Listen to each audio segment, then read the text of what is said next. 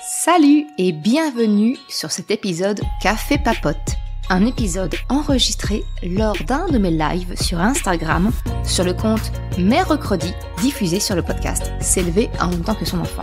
Je suis Maude, coach certifié chez Mercredi, mais surtout maman de 3 enfants. Ici, je t'aide à conjuguer la parentalité bienveillante avec la réalité de ton quotidien de maman. T'aider à changer de regard sur les situations que tu vis avec ton enfant pour t'en servir, pour grandir et apprendre sur toi.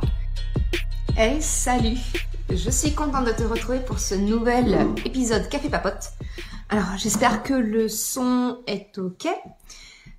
Aujourd'hui, en fait, le sujet que je voulais te parler, c'est souvent une croyance que l'on a, nous, en tant que parents, quand notre enfant se comporte mal, quand il a un comportement qui n'est pas acceptable. Souvent, on a l'impression qu'on a raté quelque chose dans l'éducation de notre enfant, que les autres peuvent nous juger si on est un bon parent, si l'éducation qu'on donne à notre enfant est ok. Et c'est de ça que je voulais te parler aujourd'hui dans cet épisode Café Papote. Alors, pour rappel, c'est un épisode enregistré en live sur Instagram le vendredi après-midi et ensuite diffusé sur le podcast S'élever en même temps que son enfant, un épisode Café Papote qui est diffusé le mardi. Si tu es en direct maintenant pendant le live, eh bien n'hésite pas à me poser tes questions, à réagir, que ce soit en lien avec le sujet ou non, en fonction du temps, je réagis, je te réponds avec grand plaisir. Mais voilà ce que je voulais te partager aujourd'hui. C'est cette croyance que l'on a, nous, en tant que parents, de croire que finalement, quelque part, nos enfants sont un peu la vitrine de notre valeur, de l'éducation que l'on donne à notre enfant. Quand, par exemple, je sais pas, moi, la maîtresse, un cas que j'ai eu, par exemple, un message de la maîtresse sur l'ENT qui me dit que le comportement de mon fils n'est pas celui à laquelle elle est habituée, que aujourd'hui elle constate que Krapopoulos, donc pour rappel, au moment où j'enregistre, il a 5 ans et demi, eh bien il a tendance à pousser ses camarades, à les taper, à faire des croche-pattes, à mettre des coups, et elle reconnaît pas elle reconnaît pas mon fils, elle reconnaît pas l'élève qu'elle a l'habitude de voir. Alors moi, j'ai envie de te dire, je suis tout à fait à l'aise. Alors ça me fait pas plaisir, hein, on va bien être d'accord, ça ne me fait pas plaisir de recevoir un message pour me dire que le comportement de mon fils n'est pas ok, mais je ne me sens pas attaquée, je ne me sens pas jugée dans l'éducation que je donne à mon enfant. Parce que, j'ai suffisamment travaillé sur moi, je suis suffisamment sûre de moi, la maman, l'éducation que j'apporte à mon fils.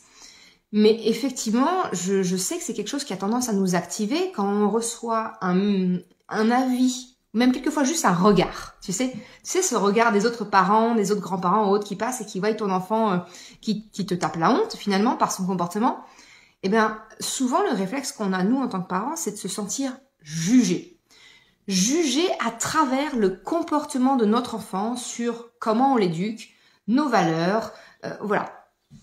Mais en fait, ce qu'il faut le but de l'épisode d'aujourd'hui, ce que j'aimerais te faire prendre conscience, c'est que finalement, mes compétences en tant que maman, en tant qu'être humain, ne se mesurent pas au comportement de mon enfant, de mes enfants. Ça n'a strictement rien à voir finalement. Nos enfants ne sont pas les vitrines de ce qu'on leur transmet. Bien sûr, on est le fruit d'une éducation, donc nos enfants aussi. Donc leur personnalité dans leur globalité va refléter en tout cas certaines choses qu'on a pu passer. Mais certainement pas à un moment T, pris à un moment précis. On ne sait pas ce qui peut se passer à ce moment-là. Peut-être que cette fameuse semaine où effectivement j'ai reçu le message de la maîtresse qui me disait que Krapopoulos avait tendance à taper, bousculer ses camarades. Oui, c'était un moment de vie dans lequel il n'était pas très bien. Il y avait des chamboulements émotionnels à la maison et c'était sans doute sa façon à lui d'exprimer son mal-être, d'exprimer un truc qui n'allait pas.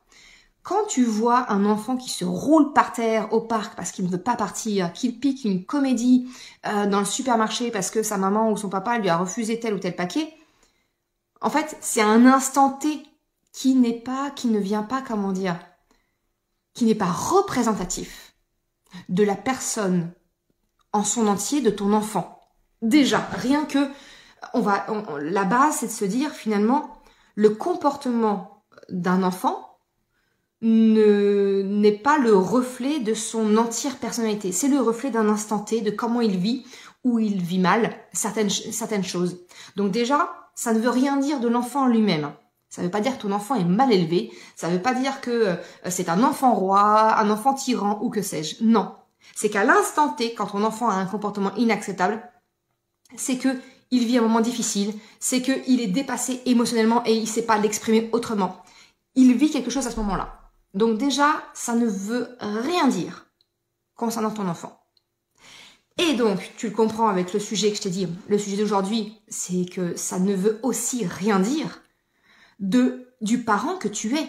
Ça ne veut pas dire que tu es une bonne mère ou au contraire une mauvaise mère parce que ton enfant tape, pince, pousse, se roule par terre dans le magasin, dans le parc, peu importe, sous les yeux des autres. Ça n'a rien à voir. Quand je reçois ce message de la maîtresse de mon fils, bien sûr, ça ne me fait pas plaisir. Mais est-ce que ça veut dire que je suis une mauvaise mère? Est-ce que ça veut dire que l'éducation bienveillante, empathique, respectueuse que j'ai décidé d'avoir pour accompagner mes enfants, est-ce que ça signifie que c'était un mauvais choix? Je ne pense pas. Sincèrement, je ne le pense pas. Ça veut juste dire que mon fils a encore besoin de moi pour que je l'aide à mieux vivre ses émotions, pour qu'il sache les exprimer d'une manière acceptable.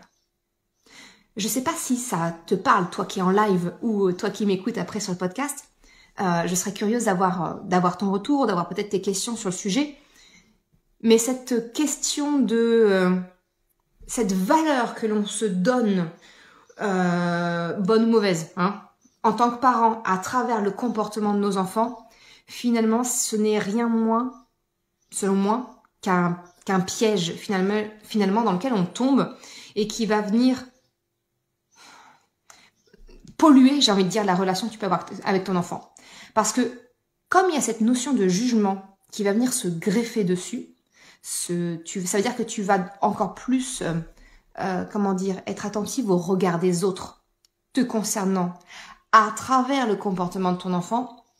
Ça fait beaucoup de choses en fait, tu vois, ça fait beaucoup de choses qui se cumulent et finalement ça va venir impacter ta relation avec ton enfant parce que tu vas vouloir que ton enfant se comporte correctement, qu'il ne tape pas, qu'il ne pousse pas, et que s'il le fait, tout de suite tu vas vouloir resserrer les vis pour pas que ça revienne.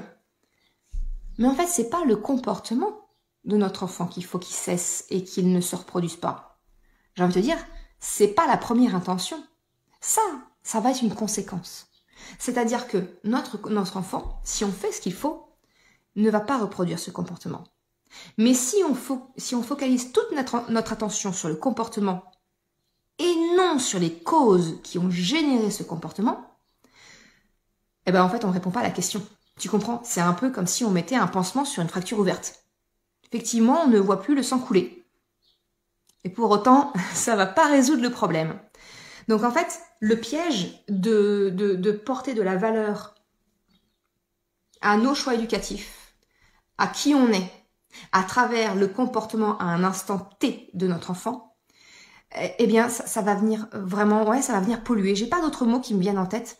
Ça va vraiment venir perturber finalement, polluer la relation avec ton enfant parce que tu vas vouloir soigner ton image, ce qui est normal. Enfin, j'ai pas envie de passer pour une mère laxiste, j'ai pas envie de passer pour une personne qui n'en a rien à faire que mon fils tape, frappe, pousse. Bien sûr que non. Mais pour autant, si je me focalise sur ça, je vais passer complètement à côté de ce qui a généré ce comportement chez mon enfant. Donc tu vois, dans le cas précis que je te partage, ce que j'ai fait, c'est que j'ai discuté avec mon fils. Déjà, je lui ai demandé, j'ai reçu un message de maîtresse. Est-ce que tu sais pourquoi maîtresse m'a écrit? Là, j'ai bien vu mon fils. Mon fils a encore beaucoup de mal à 5 ans, hein, tu vois, à vivre ce sentiment de honte et de culpabilité. Donc je l'ai eu, commencé à se refermer. Donc ce que j'ai fait, c'est je lui ai posé, j'ai dit non. Est-ce que tu as des émotions dans le placard? Tu te souviens, cet épisode de podcast que je t'ai fait où je t'explique un petit peu comment désamorcer les crises du soir? J'ai utilisé cette astuce du placard aux émotions. Je lui ai posé et effectivement, il m'a sorti quelques petites émotions, quelques petites choses dans lesquelles il avait été gêné, quelques petites choses qui s'étaient pas passées bien comme il faut. Et j'ai pu ouvrir la porte sans le juger pour le faire parler. Et il m'a pas dit spécialement, effectivement, pourquoi maîtresse m'avait écrite, mais il m'avait expliqué qu'effectivement, il s'était pas senti bien, qu'il avait été embêté, qu'il avait riposté, voilà. Et donc, j'ai pu continuer dans la discussion en lui expliquant qu'effectivement, maîtresse m'avait écrit pour me dire que il avait tendance à pousser et taper des camarades de manière à ne pas être vu, mais que ça se savait quand même, voilà, je parlais français. Et là, pareil, le sentiment de honte, et j'ai rebondi, je l'ai pas laissé s'enfermer dans cette honte et cette culpabilité. J'ai dit, ok, là, ce que tu ressens, tu vois, mon chat, eh bien, c'est sûrement de la honte et de la culpabilité, parce que tu sais que c'était pas un comportement acceptable. Ok, mais qu'est-ce qui t'a conduit à être comme ça? Qu'est-ce qui s'est passé? Pourquoi t'as eu besoin? Ben, je sais pas, dans mon corps, je sais pas pourquoi. Et on a pu, tu vois, j'ai pas été dans le jugement de mon fils. Je n'ai pas été dans le jugement de quelle maman je suis. J'ai pas été remettre en cause mes choix éducatifs. J'ai juste cherché à solutionner la racine du problème. Et la racine du problème, je la connais. Tu le sais si tu me suis depuis un moment. Bon, d'un point de vue émotionnel, c'est quand même assez tendu, compliqué à la maison. Par rapport à la situation le divorce de mes parents. Bref, voilà, il y a ce contexte-là qui existe aussi, hein, faut pas le nier. Et puis, Krapopoulos, c'est le petit dernier. Krapopoulos, c'est le numéro 3. Donc, il a un frère et une sœur au-dessus de lui qui ont tendance à faire pour lui, à décider pour lui. Et donc, en tant que troisième, ça aussi, je t'en ai parlé, hein, je t'en ai fait un épisode de podcast sur la position dans la fratrie, comment ça peut influencer certains caractères, certaines façons d'être en fait. Mais effectivement, le petit dernier, il est toujours pris en charge. On décide toujours tout pour lui. Il a rarement voix au chapitre, tu vois. Donc il y a un petit peu ce sentiment d'oppression. Et en fait, à 5 ans, il y a encore une phase d'affirmation. Un peu comme on connaît à 2 ans, 3 ans, enfin voilà. Ce qu'on appelle le terrible two. Comment on appelle ça aussi, la phase des 4 ans? Enfin bref. On donne plein de noms à ça, ce n'est ni plus ni moins que des phases d'affirmation des enfants. Donc là, Krapopoulos, ça devait sans doute être un peu trop pour lui à gérer entre les émotions d'un côté, le fait qu'il puisse pas s'affirmer comme il veut à la maison. Eh ben, il a choisi le moyen à l'école de s'affirmer en bousculant un peu, tu vois, en utilisant la force finalement, en utilisant le physique pour s'imposer et se faire entendre. Donc tu vois, ça n'a rien... Ouais, fucking four. Merci Finette. Fucking four, c'est ça. Exactement, le terrible two, le fucking four. Et bon bah tu vois, ça continue, hein, 5 ans, je suis à l'aube des 6 ans. C'est encore une phase d'affirmation. Il n'y a pas, en fait, c'est pas spécialement lié à un âge particulier. C'est vraiment lié à un besoin propre. Nos enfants ne l'identifient pas spécialement. C'est là où nous, parents, on doit être en mesure de pouvoir identifier les phases de notre enfant, ses besoins, qu'est-ce qu'il a besoin à ce moment-là pour répondre à son envie, à son besoin de progression, d'apprentissage, d'acquisition. Ça peut être de l'affirmation, ça peut être de l'autonomie, ça peut être plein de choses, tu vois. Et donc voilà, on est en plein dedans. Donc tout ça pour te dire, pour revenir au sujet du jour, s'il te plaît, prends conscience, essaie de te détacher autant que possible du regard des autres et arriver à te mettre dans un coin de la tête, que le comportement de ton enfant ne dit rien de la personne que tu es, ne dit rien du parent que tu es, ne donne aucune indication des valeurs que tu veux transmettre à ton enfant. Parce que, encore une fois, le comportement de ton enfant, c'est pris à un instant T. Dans le cas de mon fils, c'est quand même un instant T qui a duré 1 semaine, tu vois. Donc, ça peut être aussi un instant T qui est un peu plus long. Mais il y a une conjoncture, il y a quelque chose qui se passe. Faut pas s'arrêter au comportement en tant que tel. Faut pas s'arrêter au comportement en tant que tel d'une façon générale. Pas simplement par rapport à l'impression de miroir, de vitrine que notre enfant est pour nous parents, mais d'une façon générale. C'est d'ailleurs ce que je t'apprends à faire dans la formation pour accompagner les émotions de ton enfant. C'est que finalement, s'arrêter au comportement de ton enfant, bah, c'est juste voir le bout de l'iceberg qu'on voit à vue au-dessus de la mer.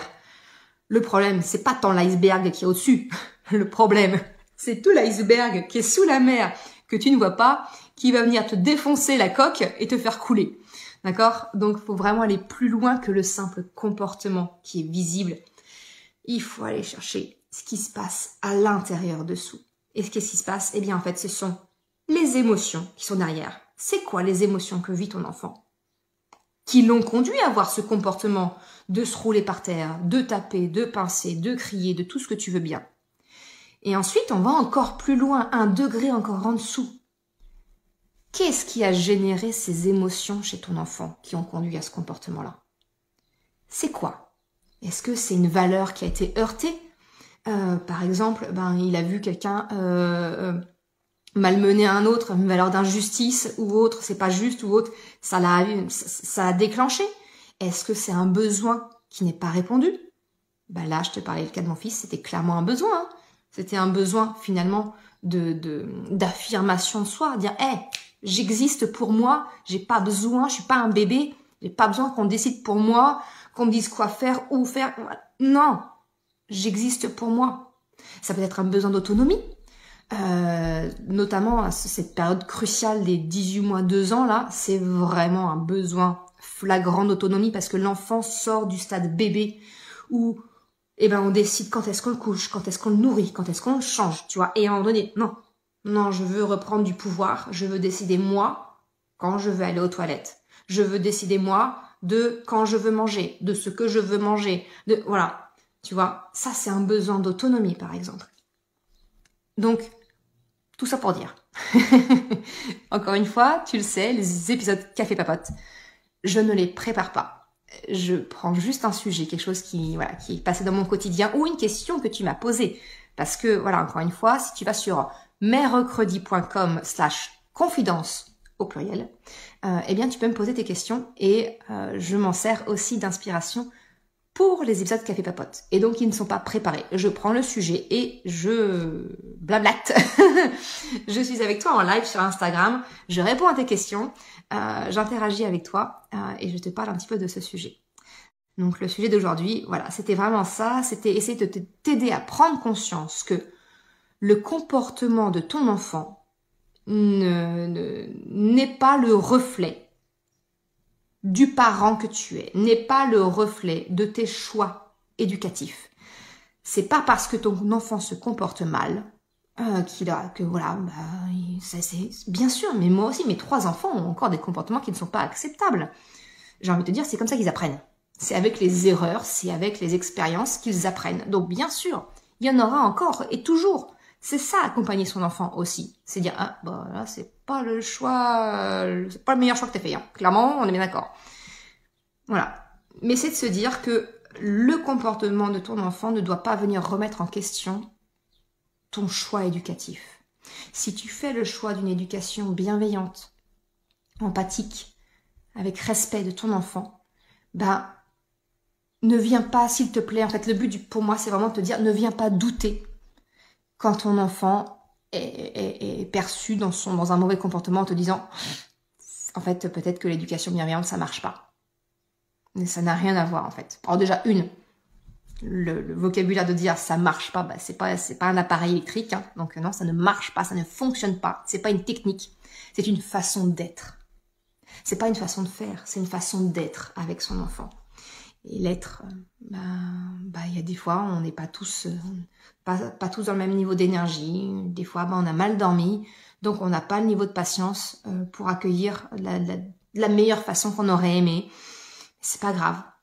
On est des mamans parfaitement imparfaites. Et c'est ça aussi qui est bon pour nos enfants, parce que quand on fait mal, nous, en tant que parents, on répare.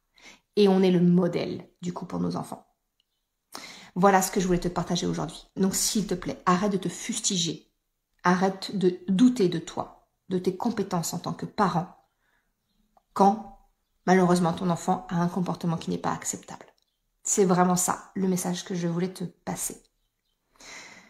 Alors, je ne sais pas si tu as des questions par rapport à ça. Je vais remonter un petit peu. J'ai vu pas mal de monde passer pendant le live. Alors, c'était chouette. Qu'est-ce que je suis en train de faire? Je suis en train d'écrire. Donc non, ça, c'est pas une bonne chose, Maud. Est-ce que ça te paraît clair, ce que je t'ai partagé? De toute façon, que tu sois en live ou ensuite, lorsque le podcast sort le mardi matin, n'hésite pas, tu peux me laisser un commentaire, tu peux m'envoyer un message et ce sera avec grand plaisir qu'on pourra échanger sur le sujet. Non, bah écoute, je ne vois pas de questions. C'est que j'ai peut-être été claire ou que c'était pas spécialement un sujet qui t'intéressait, mais c'est pas grave. En tout cas, moi, j'ai passé mon message et c'était ça qui m'importait. C'est, voilà, s'il te plaît, arrête de te juger à travers le comportement de ton enfant. Sur ce, je te souhaite une excellente après-midi, un très bon week-end et je te dis à la semaine prochaine. Ciao! Je te remercie d'avoir écouté cet épisode jusqu'à la fin. Si tu souhaites soutenir le podcast pour m'encourager à continuer à créer des épisodes, eh bien, tu peux le faire sur le site merrecredi.com/soutien en me faisant un don libre. Une autre façon de m'encourager et qui est vraiment très efficace, eh bien, c'est d'en parler tout simplement autour de toi, de partager le podcast, le site. Et si le cœur t'en dit, eh bien, c'est également de me laisser un commentaire ou une note sur Apple Podcast, Spotify, quelle que soit la plateforme, si elle te le permet. Ça m'aide vraiment à faire connaître le podcast, à diffuser ce message qu'une autre façon de la parentalité est possible. Un grand merci à celles et ceux qui prennent le temps de le faire, mais également ceux qui m'envoient des messages privés. Ça me fait toujours très chaud au cœur. Je te souhaite une excellente journée, après-midi, soirée, quel que soit le moment où tu écoutes, et je te dis à très bientôt pour un nouvel épisode. Ciao!